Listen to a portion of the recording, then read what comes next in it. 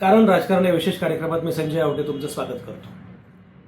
भगतसिंग कोश्यारींची आठवण येते की नाही? भगतसिंग कोश्यारी हे महाराष्ट्राचे राज्यपाल होते आणि त्यांच्या सगळ्या त्या आठवणी आजही आपल्याला चांगल्या आठवत असतील. एका अर्थानं समांतर सरकार ते चालवत होते असं बोललं गेलं होतं.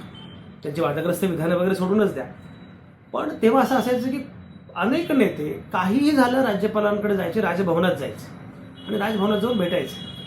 जणू काही राज्यपाल हे सत्तेचं केंद्र आहे, अशा प्रकारे सत्तेचं एक नवं केंद्र त्यांनी समांतर केंद्र सुरू केलं होतं. एवढंच नाही, मंत्रिमंडळानं मंजूर केलेल्या राज्यपाल नियुक्त विधान परिषद सदस्यांच्या ज्या सगळ्या 12 जागा होत्या त्याही त्यांनी अजिबात शेवटपर्यंत मंजूर केल्या नाही. त्याच्यावरून जे केलं राजकारण केलं ते आपल्यापैकी प्रत्येकाला माहीत आहे. राज्यपालांनी जो निधी द्यायचा असतो तो कुठल्या संस्थांना द्यायचा याच्याबद्दल पण तारतम्य बाळगलं नाही आणि त्यामुळे भरपूर टीका झाली. तेव्हा महाविकास आघाडीचं सरकार आलेलं होतं सत्तेमध्ये.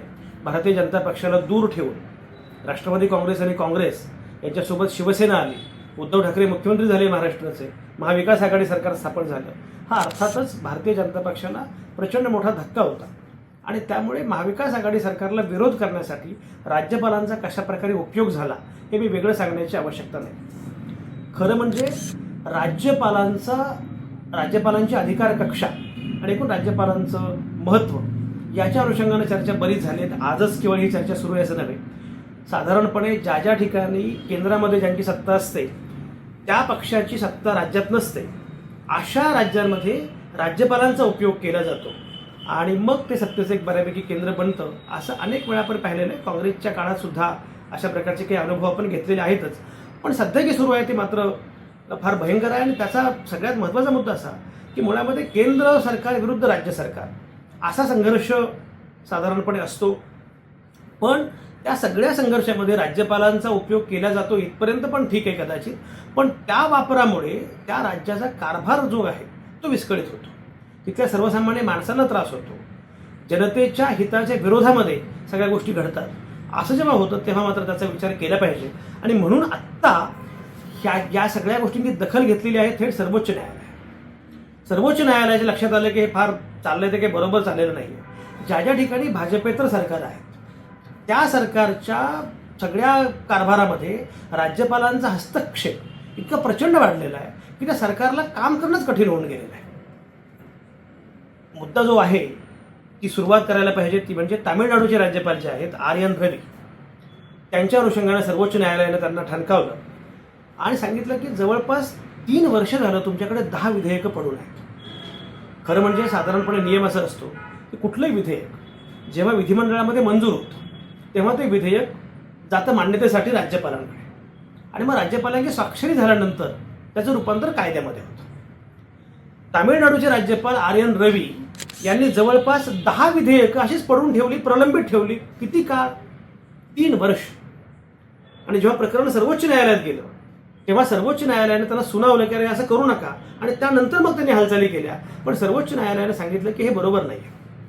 ज्या प्रकारे त्या विधेयकांचं रूपांतर कायद्यामध्ये होणं आवश्यक होतं नाही 3 वर्ष तुम्ही त्यावर काहीच निर्णय घेत नाही, असं होता कामा नये. बरं, हे केवळ तामिळनाडूबद्दल घडलंय का?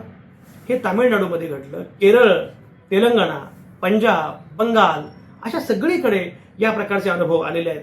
तामिळनाडूमध्ये आर्यन रवी हे राज्यपाल आहेत आणि त्यांच्याबद्दल मी आता तुम्हाला सांगितलं. केरळमध्ये आरिफ मोहम्मद खान हे बऱ्यापैकी नाव असणारे नेते आहेत. त्यांनी असंच केलं की विधेयकं अडवून ठेवली. तेलंगणामध्ये टी सुंदरराजन आहेत, तिथे बीआरएचं सरकार आहे. भाजपचं सरकार ज्या ज्या ठिकाणी नाही त्या त्या ठिकाणी हा प्रकार सुरू आहे. त्यांनी हाच प्रकार केला. पंजाबमध्ये आम आदमी पक्षाचं सरकार आहे आणि आपले महाराष्ट्रातले बनवारीलाल पुरोहित हे तिथे राज्यपाल आहेत. आपल्याला हे माहिती आहे की दिल्लीमध्ये नायब राज्यपालांनी कशा प्रकारे अरविंद केजरीवालांना जाणीवपूर्वक कोंडीत पकडण्याचा, खिंडीत गाठण्याचा प्रयत्न वारंवार केलेला आहे. त्याच्यावर शेवटी अगदी संसदेमध्ये चर्चा झाली. पण मुळामध्ये राज्यपालांची कार्यकक्षा ही या प्रकारे जर अशी वाढत गेली तर तिथे सरकारांना काम करणंच कठीण आहे. अशीच अवस्था पश्चिम बंगालमध्ये आहे. पश्चिम बंगालमध्ये सी.व्ही. आनंद बोस हे राज्यपाल आहेत. अशा सगळ्याच ठिकाणी जेव्हा राज्यपालांनी आपल्या अधिकार कक्षांचं उल्लंघन केलं, एक लक्षात घेतलं पाहिजे की राज्यपाल कोण असतात? तर राज्यपाल हे त्या राज्याचे घटनात्मक प्रमुख असतात. त्यांचं पद महत्त्वाचं आहे, घटनात्मक प्रमुख आहे. आणि त्याच्यामध्ये पण गंमत आहे की राज्यपालांचे अधिकार घटनेच्या 162व्या कलमात काय आहे ते नमूद केलेले आहेत. घटनेच्या 200व्या कलमामध्ये एकूण विधेयकांच्या अनुषंगानं सगळे तपशील आहेत. तर त्यामध्ये असं आहे की कुठलंही विधेयक जेव्हा विधिमंडळाकडनं मंजूर होतं तेव्हा ते राज्यपालांकडे जातं.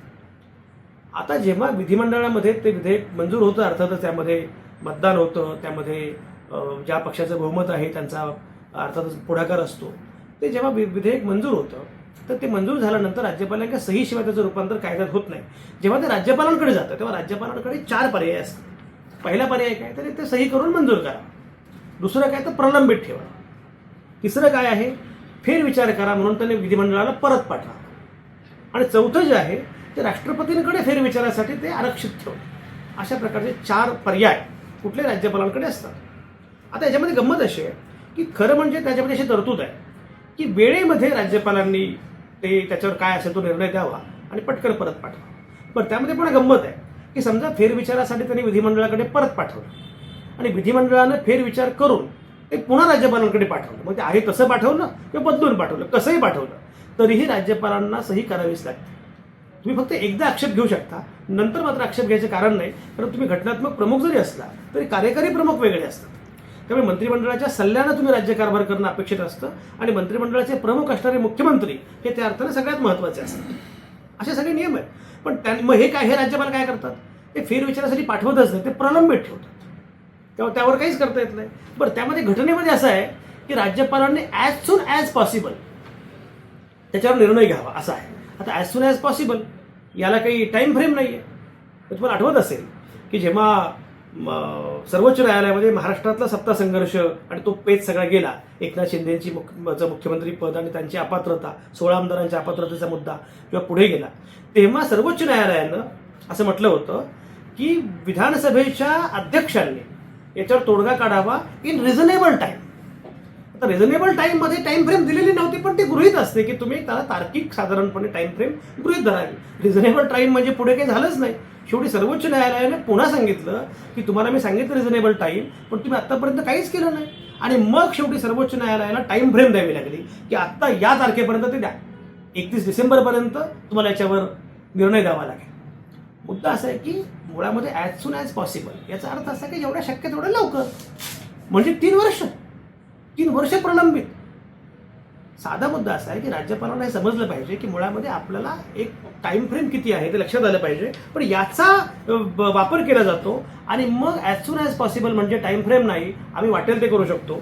आणि त्यामध्ये पुन्हा गंमत अशी आहे की राज्यपालांनी मंत्रिमंडळाच्या सल्ल्यानं राज्यकारभार करावा अशी अपेक्षा आहे. मंत्रिमंडळाचे प्रमुख, मुख्यमंत्री आणि मंत्रिमंडळ हे महत्त्वाचं आहे, त्यांना कार्यकारी अधिकार आहेत. पण राज्यपालांना स्वविवेकाधीन डिस्क्रिशन ज्याला म्हणतात अधिकार आहे. आता त्याचा अधिकार स्वविवेकाधीन असं जेव्हा आपण म्हणतो तर ते विवेकाचा वापर राज्यपालांनी करणं अपेक्षित आहे, पण तो वापरच केला जात नाही आणि म्हणून मग या प्रकारच्या गोष्टी पुढे येतात. आता गंमत बघा की जेव्हा तामिळनाडूच्या राज्यपालांना सर्वोच्च न्यायालयाने विचारलं त्यामुळे धनंजय चंद्रचूड जे आपले सरन्यायाधीश आहेत त्यांच्या नेतृत्वाखालचं खंडपीठ ते याच्यावर काम करत होतं आणि त्यांनी सांगितलं की 3 वर्ष राज्यपाल काय करत होते आणि विधेयकावर जर राज्यपालांची सहीच झाली नाही, त्याचं रूपांतर कायद्यात झालं नाही तर पुढे काय होणार आहे. मुद्दा असा आहे की मुळामध्ये राजकारणाचा स्तर इतका घसरून आहे की ज्याच्यामुळे राज्यकारभार करणंच गैरसोयीचं व्हावं, अवघड व्हावं. जे विरोधी पक्षांचे सरकार आहे त्या सरकारांना कामच करता येऊ नये अशा प्रकारचं वर्तन असतं कामा नये. आणि म्हणून राज्यपालांना सर्वोच्च न्यायालयाने हे सांगावं लागलं हे खरं म्हणजे राज्यपाल या संस्थेचा एका अर्थानं अवमान आहे. कारण हे सांगण्याची आवश्यकता नाही आहे. जेव्हा तुम्हाला घटनात्मक प्रमुख असं म्हटलं जातं तेव्हा तुमची संविधानिक जबाबदारी तुमच्या लक्षात आली पाहिजे की आपण काय करायला पाहिजे, आपण कुठला निर्णय घेतला पाहिजे. जेव्हा तुम्हाला स्वविवेकाधीन अधिकार आहेत तेव्हा तुमचा स्वविवेक काय आहे हेही आपल्याला कळायला पाहिजे. पण वारंवार अशा प्रकारच्या गोष्टी घडतात. हे खरं म्हणजे तामिळनाडूमध्ये, तेलंगणामध्ये, बंगालमध्ये, केरळमध्ये सगळे जे सुरू आहे ते महाराष्ट्राने यापूर्वीच पाहिलेलं आहे. आता बघा, आता महाराष्ट्राचे राज्यपाल कोण आहेत हे कोणाला माहिती नाही, कारण केंद्रात जे सरकार आहे तेच राज्यात सरकार आहे. त्यामुळे आता अडचण काहीच नाही. आता राज्यपाल अगदी व्यवस्थितपणे सरकारच्या सुरात सूर मिसळतात, त्यात अडचण काहीच नाही आहे. पण जेव्हा सरकार वेगळं असतं राज्यातलं आणि केंद्रातलं वेगळं असतं तेव्हा मात्र राज्यातलं सरकार जे आहे त्याला नामोहरम करण्यासाठी केंद्राकडून राज्यपालांचा वापर केला जातो. आणि मग कुठल्या पक्षाच्या प्रमुखाला शपथविधीसाठी बोलवायचं हे ठरवतात राज्यपाल. राष्ट्रपती राजवट कधी लागू करायची, कधी उठवायची हा निर्णय घेतात राज्यपाल. आणि मग त्या सगळ्या गोष्टींचा विधेयकाचं मी म्हटल्याप्रमाणे विधेयक म्हणजे पंजाबमध्ये तर कहर झाला. पंजाबमध्ये बनवारीलाल पुरोहित आपले महाराष्ट्राचे नेते आहेत, ते राज्यपाल आहेत. बनवारीलाल पुरोहितांनी मनी बिल पेंडिंग ठेवलं. खरं म्हणजे मनी बिल किंवा अर्थविधेयक हे अजिबात प्रलंबित ठेवता येत नाही, त्याच्यावर तातडीनं निर्णय द्यावा लागतो. पण तेही प्रलंबित ठेवलं. शेवटी सर्वोच्च न्यायालयाने त्यांना अक्षरशः खडसावलं की तुम्ही काय करता, तुम्ही ज्या प्रकारे करता आहात त्यामुळे पूर्णपणे सगळे जे पायंडे आहेत ते संपतील आणि लोकशाही धोक्यात येईल, असं म्हणण्याची वेळ सर्वोच्च न्यायालयावर यावी. याला काय म्हणतात? मला असं वाटतं की मुळामध्ये लोकशाहीमध्ये सगळ्या संस्था फार महत्त्वाच्या असतात आणि सगळ्या संस्था जरी महत्त्वाच्या असल्या तरीसुद्धा लोकशाहीचा गाभा आहे we the people of India. सर्वसामान्य माणूस हा लोकशाहीचा गाभा आहे, आत्मा आहे. अंतिम सत्ता जनतेची आहे. राज्यपाल घटनात्मक प्रमुख असतील पण सर्वसामान्य माणूस अंतिमता प्रमुख आहे. आणि म्हणून सर्वसामान्य माणूस ज्यांना निवडून देतो असे लोकप्रतिनिधी हे लोकांच्या वतीने निवडून जातात. म्हणून विधिमंडळ महत्त्वाचं आहे, म्हणून मंत्रिमंडळ महत्त्वाचं आहे. त्यांच्या सल्ल्यानं राज्यपालांनी राज्यकारभार करावा आणि अंतिमतः जनतेच्या हितासाठी काम करावं अशी अपेक्षा. असं असताना हे जे सुरू आहे हे फार भयंकर आहे. हे काय सुरू आहे हे तुमच्यापर्यंत किमान पोहोचवलं पाहिजे म्हणून हे सांगितलं. एनिवे, पुन्हा भेटूया.